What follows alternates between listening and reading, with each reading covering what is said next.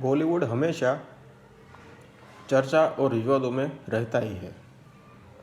कभी किसी आपसी झगड़े में, कभी कोई मूवी को लेकर, कभी कोई वेब सीरीज को लेकर। अभी ऐसा ही एक चल रहा है तांडव का, वो भी आपने देखा होगा।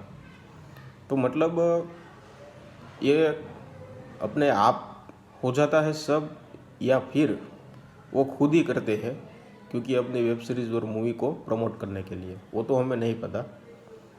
लेकिन आज मैं आपसे बात करूंगा शाहरुख खान की फिल्म पठान, उसके सेट पर हुई मारामारी के बारे में। अगर सेट पर कोई मारामारी या फिर कोई झगड़ा उसकी बात करें तो सबसे पहले नंबर आता है पद्मावत मूवी के सेट पर हुई मारामारी की। जब पद्मावत की शूटिंग चल रही थी तब करणी सेना ने पद्मावत के डायरेक्टर संजय लीला भंसाली को एक थप्पड़ लगा दिया था। तो आज मैं आपसे बात करूंगा कि पठान मूवी है, उसकी सेट पर एक झगड़ा हुआ है।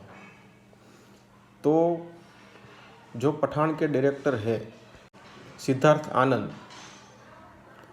वो काफ़ी सारी फिल्में निर्देशित कर चुके हैं। तारा रंपम है, फिर है बचना है हसीनो, वॉर, फिर है बैंग बैंग, ऐसी कई बड़ी बड़ी फिल्में डायरेक्ट कर चुके हैं।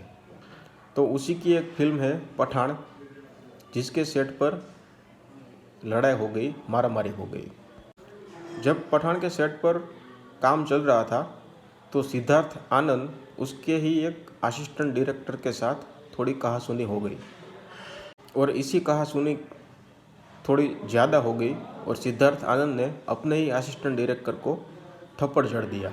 दरअसल सिद्धार्थ आनंद वो अपने काम में काफ़ी ज़्यादा प्रोफेशनल रहते हैं।